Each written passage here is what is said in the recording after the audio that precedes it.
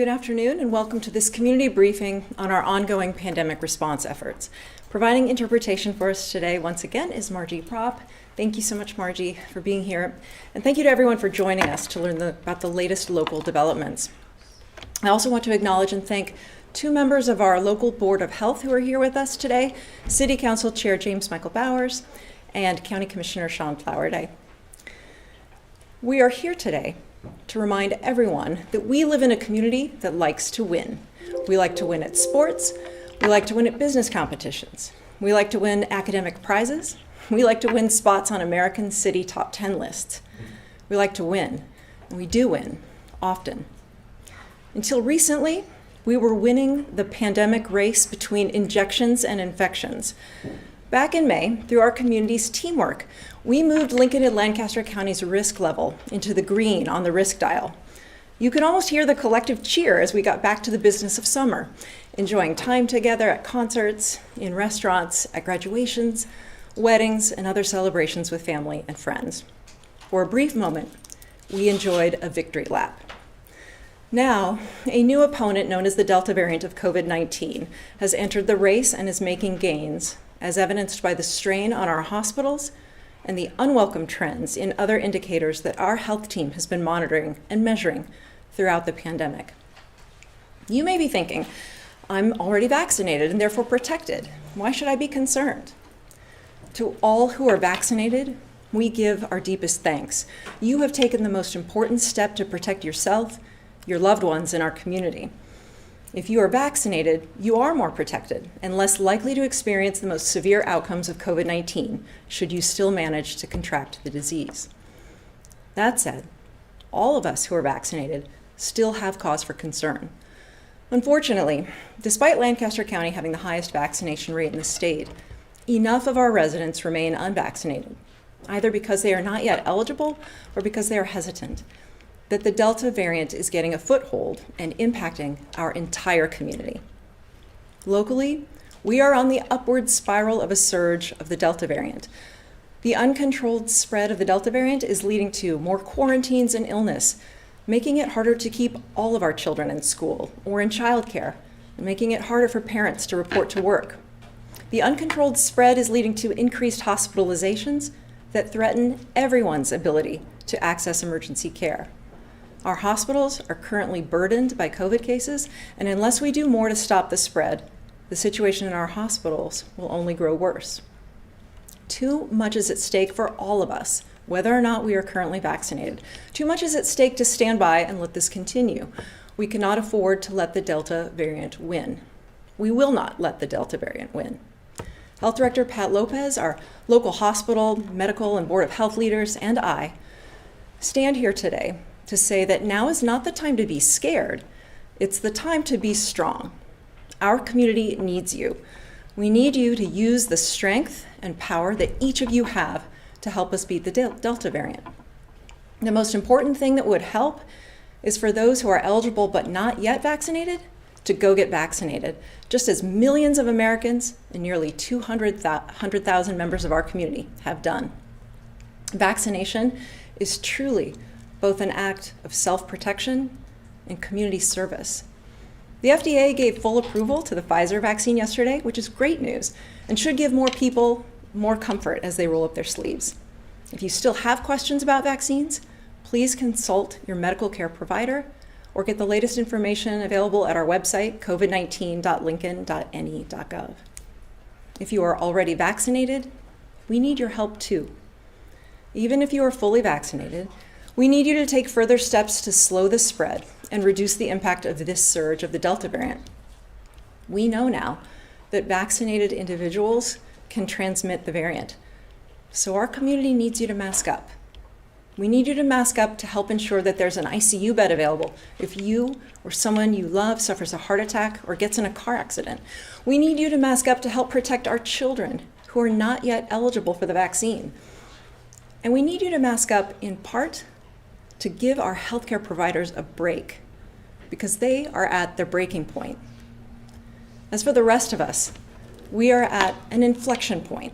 This most recent surge in cases, hospitalizations, and deaths affects everyone, vaccinated and unvaccinated alike. The choices we make today directly influence the ability of the Delta variant to spread and consequently the number of cases and hospitalizations we will see in the coming weeks. The actions we take today as a community to slow the spread of this virus, guard our hospital capacity, protect those unable to be vaccinated, and keep our economy thriving matter. The next few weeks are critical. Good news is, we can do this. We are a community that likes to win, and together we will beat the Delta variant. Here now, with more information about how we will do that, is Health Director Pat Lopez.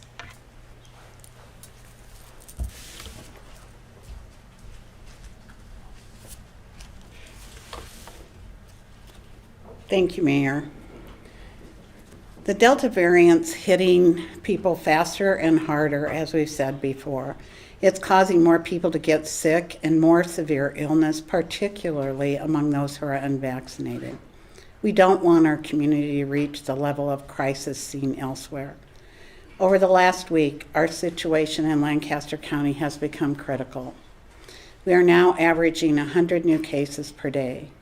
Our Lincoln hospitals are stressed and have few beds available.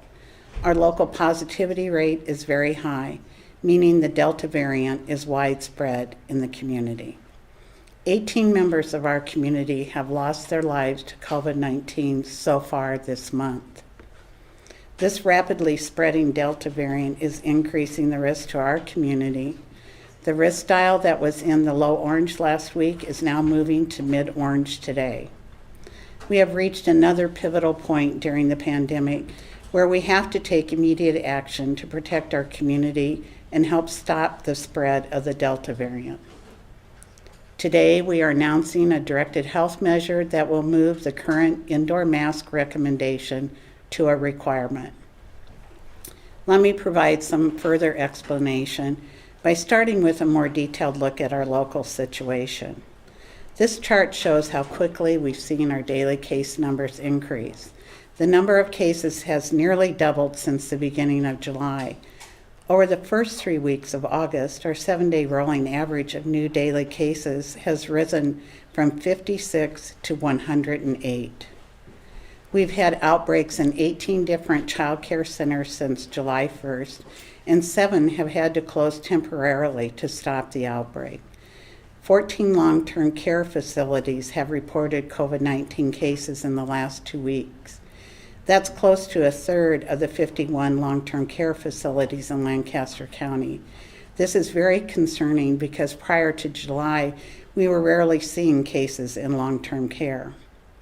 Since the second week in August, we've had 249 COVID-19 cases in school-aged children. We've confirmed 1 outbreak and are investigating the possibility of more. Increased cases are leading to increased hospitalizations. The 7-day rolling average of local COVID-19 hospitalizations was at just 13 at the beginning of July, and at the end of last week it was 78. Today, the hospitals are reporting 75 hospitalizations with 12 people on ventilators, and 55 of them are from Lancaster County and 20 from surrounding communities. Our Lincoln hospitals are stressed, and few beds are available. Emergency rooms are extremely busy. Our hospital partners tell us that the majority of patients currently hospitalized are unvaccinated, and that many of the cases they're seeing are very preventable. Sadly, we've seen a sharp increase in COVID-19 deaths in August as well. I mentioned we've lost 18 members of our community so far this month, which includes 3 deaths reported today. This is more than we've reported over the past 3 months combined. The ages range from the 30s to the 90s. 14 of these individuals were unvaccinated. Throughout the pandemic, we've taken thoughtful, measured steps based on our data to slow the spread of the virus, prevent illness, and save lives. This strategy, along with the actions we've taken together as a community, have served us well. Vaccination continues to be our best defense against the Delta variant. But as cases, hospitalizations, and deaths keep climbing, we need to use other public health tools available to help our community keep safe and get us through this surge. This includes wearing a mask. As I mentioned, we are restoring the local indoor mask requirement. It applies to all people age 2 and older, regardless of vaccination status. It will go into effect on Thursday, August 26th at 12:01 a.m. and continue through September 30th at 11:59 p.m. And information will be posted at covid19.lincoln.ne.gov.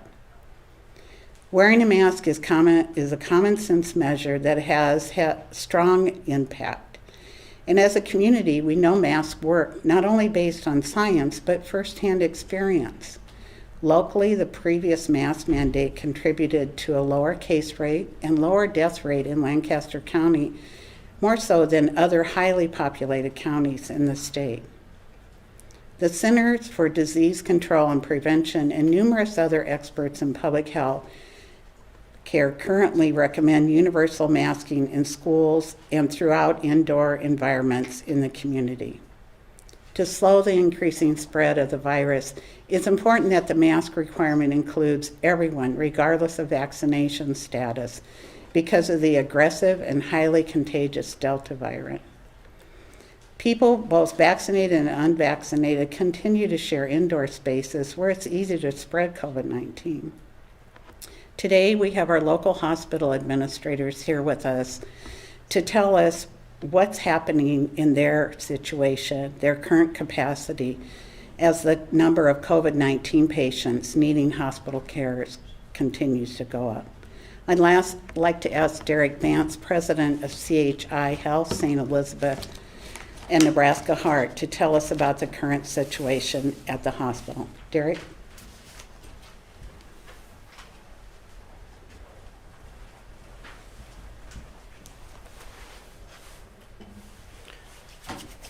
Thank you, Director Lopez. It's sobering to think about 2 months ago, I was celebrating with our hospital teams that we were finally pulling out of this pandemic. After more than a year of intense strain and stress on our healthcare system, the hospitals were beginning to feel back to normal. And today, we find ourselves right back in the middle of the pandemic. The number of COVID patients at St. Elizabeth has risen exponentially in recent weeks, to the point that we've reopened and more than filled a dedicated COVID unit at the hospital. Our ER, as Director Lopez mentioned, is bursting at the seams. We are seeing record numbers of patients in recent days, and this is not cold and flu season. The single greatest stress on our ERs right now is the increasing number of COVID-related patients. Now, there are some key differences to where we are today and where we were a year ago. For example, medical supplies are not the issue that they were in our country a year ago. And of course, at CHI Health, we're part of a large organization and have access to resources and supplies both regionally and nationally.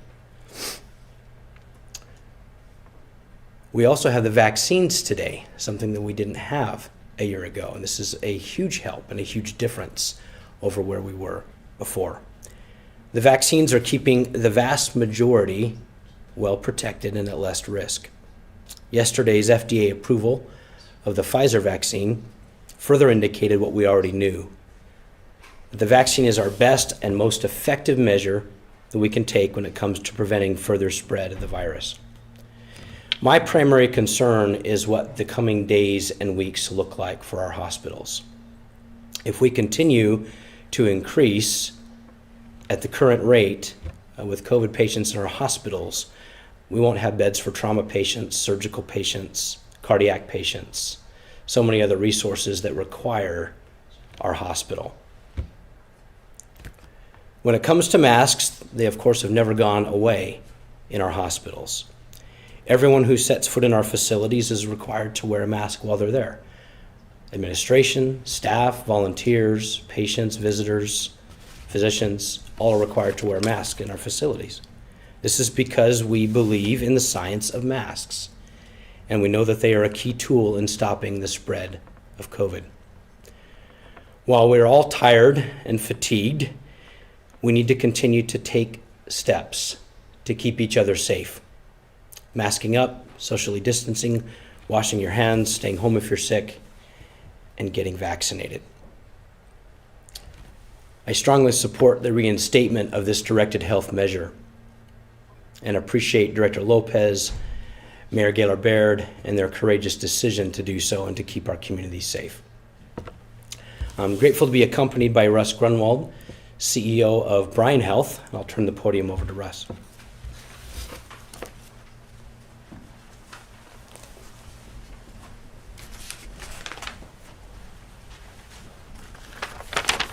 Thank you, Derek. Thank you, Mayor, and thank you, Director, for having us out today.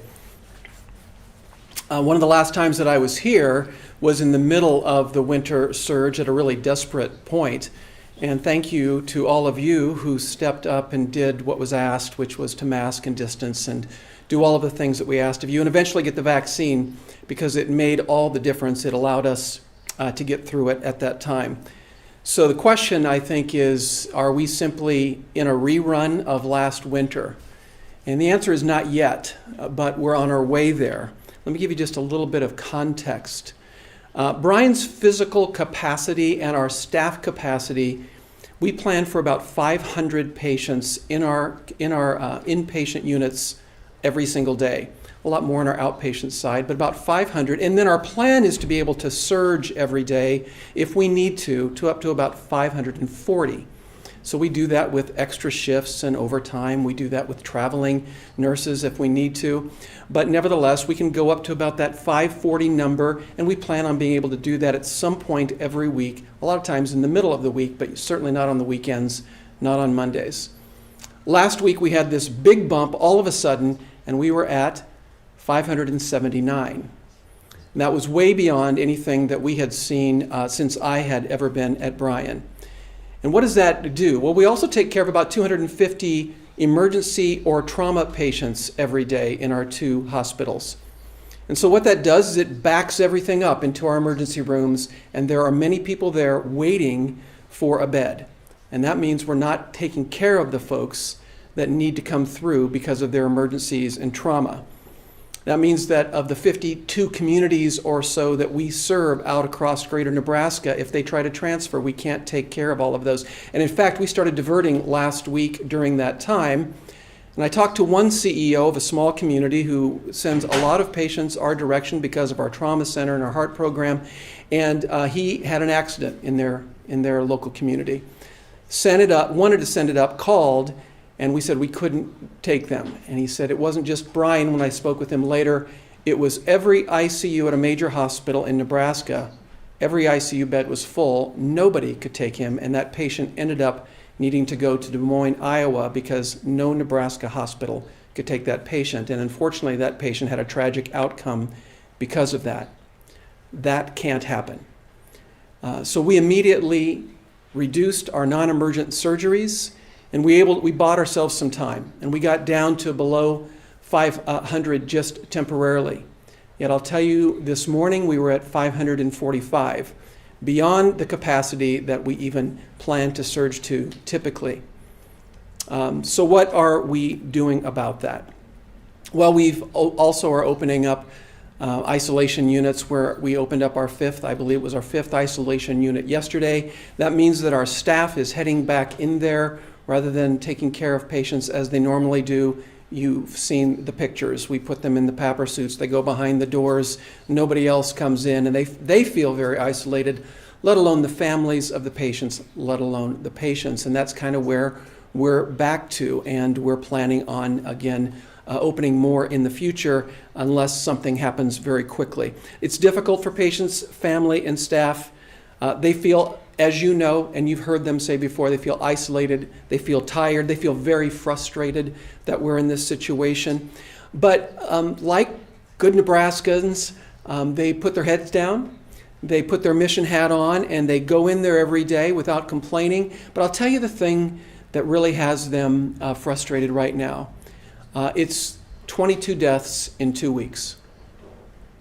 22 deaths in 2 weeks, some of those from outside, but most of those in Lancaster County, some from outside Lancaster County. That's hard for them to go every day, hold the hands in the isolation units, and watch people who shouldn't be there passing because of COVID. So what does this action do? Well, we're very supportive of this action. Along with the reduction in non-urgent surgeries that we've taken on, and that can't go on forever. Those folks need care, but we're able to delay it for a while. But along with that reduction in non-urgent surgeries, this action is going to hopefully help us free capacity for those emergency room and trauma cases that we know we need to take care of. That's why we're here. Second, we know that this does exactly what we've always said it does. We know that vaccines work. We know that masks work. Now, I also know, I've spoken to a lot of people, like many of you have. I don't think that a CEO of a health system standing up here today is going to convert somebody from being a non-vaccine person to a vaccine proponent all of a sudden. But again, we know that masks work. And we know that that's something that all of us can do. We know that this is different. We know that the Delta variant is affecting younger people. In fact, now we're seeing whole families coming in to be tested because whole families are experiencing symptoms. How about young kids? Why do they need it? They're not in that much danger. Well, yes, they are in more danger than they were, but they're affecting the rest of the family. And as Director Lopez said before, we're having deaths even among people in the 30s. In fact, of the 61 currently positive patients, we have more that are post-positive patients that came in as COVID patients. But of the 61 currently positive in our hospital, 11 of them are under 40. And they're in general care, they're in ICU care, they're throughout, and some of them aren't in the best shape. So here's what we're asking of you. The easiest hard decision is the one that saves lives. The easiest hard decision is the one that saves lives. Masking is not too much, I think, to ask to make sure that we're all protected. And we need to be there when you need us most, and this is one of the ways that we can make sure that that's happened. Thank you.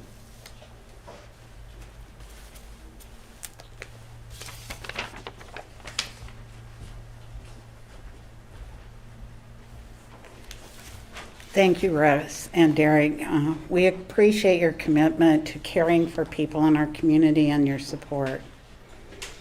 Our partnership has served our community well. And speaking of partnership, also joining us today by Zoom is Dr. Eric Avery. Dr. Avery is president of the Lancaster County Medical Society, and he's going to share some additional perspective from the medical community. Dr. Avery? Thank you, Pat, and thank you, Mayor, and the Health Department, and Derek and Russ. Nope, I'm on. Can you still not hear me? I'm on. Whoops. Can you hear me now? Okay, Dr. Avery, I think we had a little technical blip. Okay, can you hear me now? Nope. Nope. I'm on my side. I'm sorry. You're good. We got you now. Thank you. Oh, okay. All right. Thank you all for all the comments, and thank you for having me here. Again, as president of the Lancaster County Medical Society, and the hundreds of physicians here in Lincoln and Lancaster County that we represent, we also fully support the decision today to protect our community, to protect our neighbors, our loved ones with the mask requirements that are in place. The medical community has continued to beg people to get vaccinated, to wear their masks, and to protect each other. And it's hard. I mean, no one wants to be wearing masks. No one wants to be doing this a year and a half into it. And we're all tired of it. And we get it. But we also still have to take care of each other. We still have to make sure that we're doing the right thing. Unfortunately, people in Lincoln are still dying from COVID. Many of these are preventable deaths. Young, healthy people without medical problems are having tragic outcomes from this. And and there's so much more that we can do. Wearing a mask, it decreases the spread of the virus. It helps save lives. It keeps people healthy. Getting vaccinated decreases the spread of this virus. This virus, yeah, it's probably going to be around for a long, long time, but having the immunity, having people get the vaccination, and right now protecting ourselves is the way to really help us get back to our normal lives. Even if you're vaccinated, though, you should still wear a mask. They help a lot. Yeah, nothing's perfect. Nothing in medicine is perfect, but you don't know the person next to you standing at the gas station. You don't know if they're immunocompromised. You don't know what's going to happen to them if you happen to pass something along, or vice versa. We have to protect each other and work together. By doing this, it's our best chance to calm down this current problem, get the numbers back down, hopefully be able to kind of get back to life in general again. If you have questions about the vaccines, ask your doctor. Don't go on Facebook. Don't go on any random website. Talk to your doctor. Talk to people who have trained their entire lives for this. This is what we do. Vaccinations are safe. They're effective. They save lives. And wearing masks gives another layer of protection for that. Masks are safe. They're effective. They help. We have lots of things that we can do to help each other. We just need to keep doing it. And I just really appreciate the health department kind of stepping forward and protecting our community this way. The data from the first go around with all of this shows that we have absolutely saved more lives by doing these measures. And it's really important to continue to take care of each other. So thank you again, and please be safe. Thank you, Dr. Avery. We value the continued support and assistance from the physicians and the medical society. Our current situation is critical, and we can help change the course of this pandemic by collectively adjusting our behavior. I thank all of our residents, our businesses, and our schools for understanding that reinstatement of the mask requirement is a necessary and immediate step we must take to protect our community. We continue to strongly urge all those eligible to get vaccinated. As you've heard, vaccination offers a high level of protection against severe illness, hospitalization, and death, and it helps stop further spread, which can lead to more variants. We just hit a milestone in vaccinations. As of yesterday, 70% of our population aged 16 and older is fully vaccinated. And we expect that number to continue to rise based on the upward trend in vaccinations. Nearly 25,000 Lancaster County residents received vaccination over the past 8 weeks. That reflects an increase of nearly 70% since the beginning of July. This is very promising, as many of these people were initiating vaccination and getting their first dose. Every person vaccinated creates needed protection for our community. As the mayor mentioned yesterday, Pfizer's COVID-19 vaccine for people 16 years and older has received full and final approval from the Food and Drug Administration. We know some people have been waiting for this step before getting vaccinated. If that's you, please get your vaccine now and join the almost 180,000 members of our community who have already rolled up their sleeves and are now fully vaccinated. We all contribute to the health and safety of our community, and getting vaccinated and wearing a mask creates that needed protection to help us get through this surge. You can find upcoming vaccination clinics at covid19.lincoln.ne.gov or by calling us at 402-441-8006. You can also find a local pharmacy offering a vaccination at vaccines.gov or by texting your zip code to 438829. And with that, we'd be happy to take any questions. Director Lopez, we have a question from Andrew. He asked, how will this affect crowded outdoor events such as high school and football games and tailgating, farmers market, etc.? We have some guidance on our website. If I heard you right, Kevin, you were cutting up a little bit. But We are encouraging people to wear a mask in crowded outdoor spaces. We're not requiring it, but people should be wearing a mask when they're in a crowded outdoor space and watching their distance.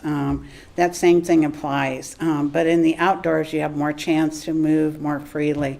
We've also given information about how you can safely go about activities outside on the website. Hi, Matt over at the Journal Star. Hi, Matt. Hi. So I'm assuming that this, the mask mandate applies to indoor sporting events, including those from UNL? This applies to all indoor events in Lancaster County. Gotcha. So people will have to wear masks, say at Nebraska volleyball games, Yes, at high school volleyball games, anything that's indoors. correct. Gotcha. Is the timing of this at all related to that? The fact that we have those kinds of events starting up and people are going to be gathering? No, I think we were trying to make it clear it's really based on what's happening in our community. All of the things that are happening with what we know, vaccinated people becoming ill with Delta and having the ability to spread that, our increased case numbers at over 108 a day, the number of deaths. I think you all saw that Brian reported 6 deaths on the weekend alone in one day. 3 of those were from our community and 3 from surrounding communities. We reported more deaths today, and also our positivity rate. So those are the things that are guiding us in this decision. Gotcha. And then I wanted to ask, what do you say to people who feel like they've done everything right? They've gotten vaccinated, they've followed the guidance, and now here we are again, and they're having to wear masks everywhere. I think what I say is, like the mayor said, we strive to be number one here in our community. This variant that's appeared and since the middle of July has really created havoc for both those vaccinated and unvaccinated. The individuals that are vaccinated have less serious illness and generally aren't hospitalized. We all feel that way, that we've done everything that's been asked, but we need to take this extra step right now to get our surge to stop and flatten and go down. And we don't anticipate that that's going to be a long period of time from what we're seeing nationally and internationally. Gotcha. So I guess your feeling is that within a few weeks, we'll start to see some of the declines that they've seen in places like Missouri, where they had earlier surges. I'm not going to say a few weeks, Matt, but we do anticipate that it will be a short period of time when we see that happen. And you're right, looking at Missouri and some other places. And one thing we have an advantage of, people are getting in and getting vaccinated, those that are unvaccinated, which is going to stop the spread of the variant in the community. Gotcha. Just one more question for you. So if this doesn't work, or if you don't see a significant decline or leveling off of cases in the next few weeks, are you considering things like capacity restrictions that we had before? We haven't had any discussion about capacity restrictions at this point in time, but of course we're always going to look for whatever tools are available based on our community situation. But what we do know from our experience using masks is that masks do work, and they are an effective tool in our toolbox, and we anticipate that that's the only tool we will be needing at this time. But I can't predict where things are going to be, and we'll continue to follow the data and make the decisions based on that. Okay, thank you. Mm-hmm.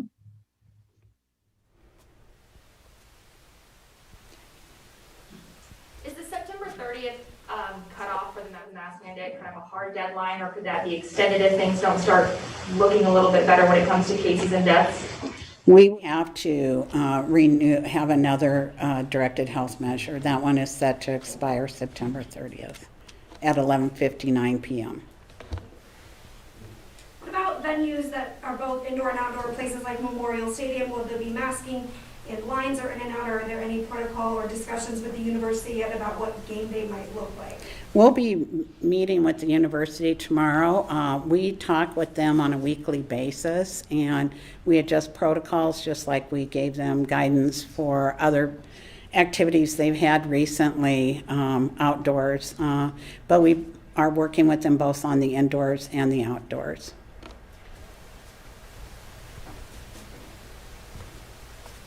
Has there been any kind of significant increase in cases since the Guard concert? That was with quite a few people there. Have there been any kind of increases when it comes to that case count?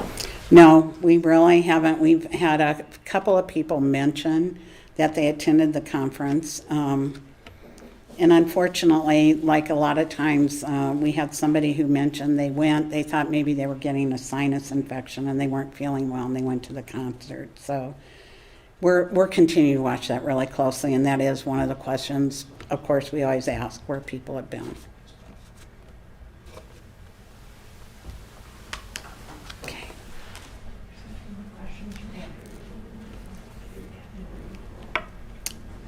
Any more questions?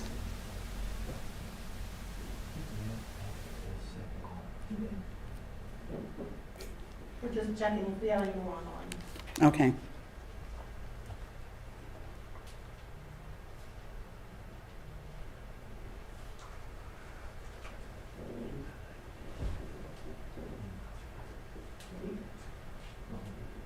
Okay, you want me to read that?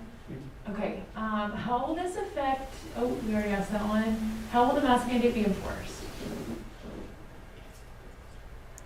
We'll do education just like we did before. If there are situations that will arise, we'll provide education to those individuals.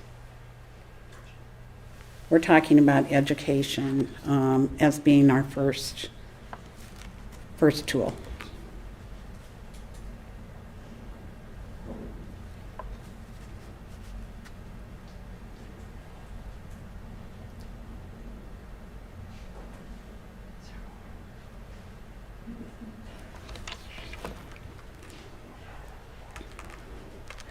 I think we got it. Okay.